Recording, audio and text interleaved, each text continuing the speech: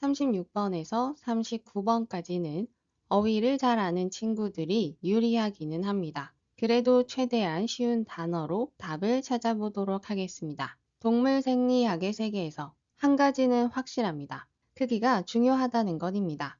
환경적인 스트레스는 어떤 스트레스냐면 작은 동물인 것의 스트레스고요. 지와 같은. 그래서 그러한 스트레스는 매우 다릅니다. 큰 동물의 스트레스와 예를 들면 코끼리와 같은 글상자에서는 크기와 환경적 스트레스에 대한 이야기네요. A번 그들의 소화관은 진화합니다. 매우 효율적인 상태로 그리고 할 수 있는데요. filtering 여과하는 것을 할 수 있습니다. 많은 양의 액체를. 그리고 노폐물을 농축하는 것도 합니다. 어떤 방식으로? 물을 보존하는 방식으로. A번은 그들의 소화관 이야기네요. 이것은 액체를 여과하고요. 물을 보존합니다. B번 화장실 관례는 are not free from 어디에서 자유롭지 않냐면 영향받는 것에서 자유롭지 않습니다. 그럼 뭐에 의해서 영향을 받고 있냐면 동물의 표면적 대비 부피의 비율에 의해서 영향을 받고 있습니다.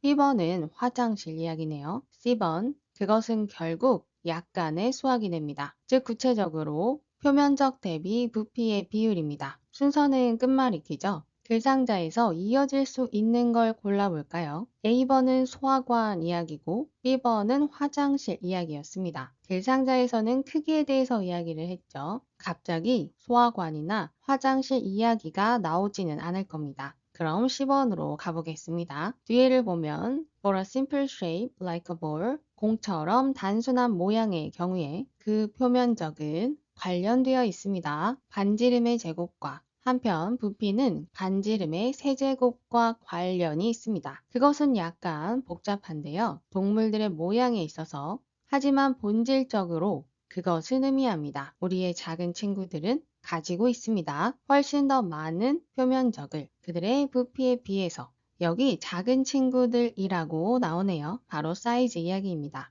그래서 다행히 C번이 글상자에서 이어지는 게 맞았습니다. 그럼 계속 끝말잇기를 해야겠죠? C번에서는 표면적과 부피에 대해서 이야기를 하고 있습니다. B번에 보시면 표면적 대비 부피 이야기가 계속 이어지고 있죠. 그럼 뒤에를 이어서 그들의 긴 수명과 낮은 신진대사율 때문에 코끼리와 같은 큰 동물들은 deal with the challenges, 문제를 다루게 되는데요. 무슨 문제냐면 storing waste a bit longer, 노폐물을 길게 저장하는 문제고요. 그리고 필요성도 다룹니다. 그 필요성은 독소를 효율적으로 다루는 필요성입니다. B번에 있는 신진대사라는 단어를 안다면 이건 소화와 관련된 단어입니다. 그래서 A번에 소화관 이야기와 이어집니다. 만약에 이 단어가 힘들다면 뒤에 노폐물을 저장하는 이야기가 나왔죠. A번에도 노폐물과 관련된 이야기가 이어집니다. 그래서 답은 C, B, A입니다.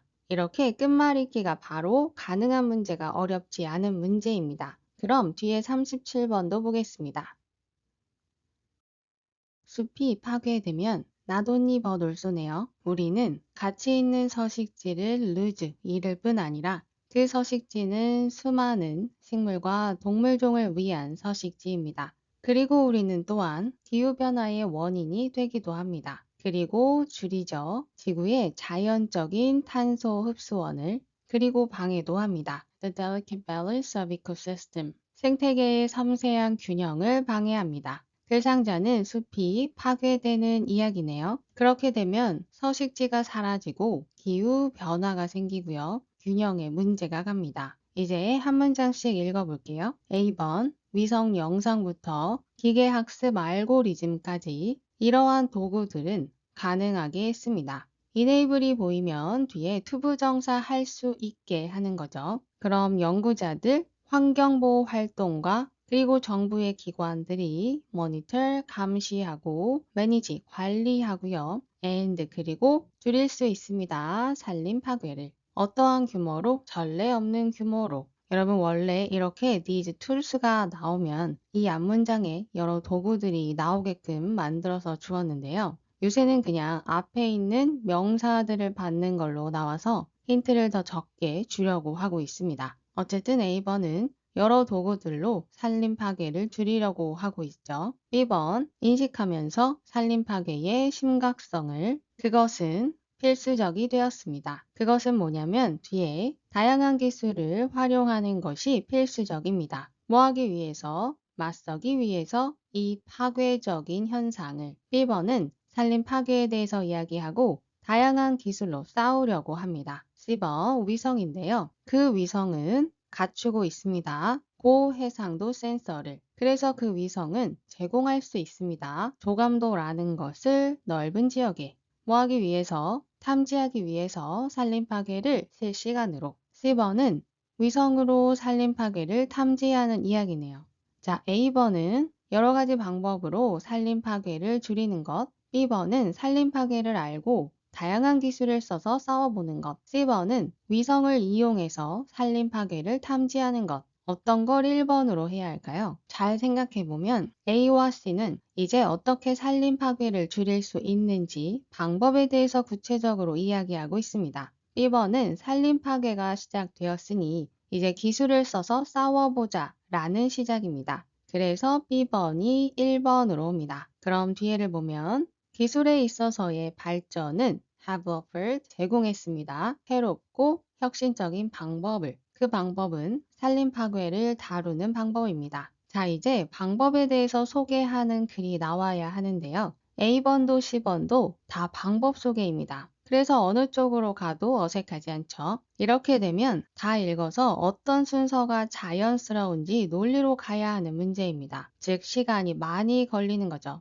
그럴 때에는 빨리 다른 문제를 다 풀고 와서 어려운 문제는 마지막에 푸는 게 좋습니다. 만약에 B번의 ways, 방법들을 보고 A번으로 바로 갔다면 비교적 시간이 적게 걸렸을 겁니다. 그래서 우리는 C번으로 가서 이상한 점을 느껴볼게요. 자, B번에서 이제 방법들을 소개합니다 라고 끝났고요. 그 중에 하나인 위성을 봅니다. 위성이 산림 파괴를 탐지할 수 있었죠. 그러면 이어서 이러한 위성 이미지들은 전문가들이 식별할 수 있도록 합니다. 불법적인 벌목 활동과 보호받고 있는 땅에 대한 침입, 그리고 지역인데요. 그 지역은 산림 파괴 위험에 처한 지역들입니다. 이것들을 식별할 수 있도록 합니다. C번은 온전히 위성에 대한 이야기네요. 그리고 A로 갑니다. 그럼 위성에서부터 여러 알고리즘들이 산림 파괴를 줄일 수 있게 했죠. 그리고 one of the key technologies, 핵심 기술 중 하나는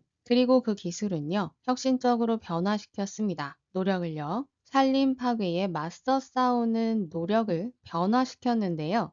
그러한 기술 중에 하나가 바로 원격 감지입니다. 저 remote라는 단어는 필수 수능 단어입니다. 멀리 떨어진이라는 뜻이고요. 멀리서도 감지할 수 있는 기술이 요새 핵심 기술입니다. 멀리서도 떨어져서 감시할 수 있는 건 뭘까요? 바로 위성이죠. 순서는 끝말잇기이기 때문에 CA가 아니라 A, C가 순서였습니다. 그래서 답은 B, A, C입니다. 순서의 고득점을 위해서는 어휘 학습이 정말 중요합니다. 그러니 수능 끝까지 단어를 놓지 마세요.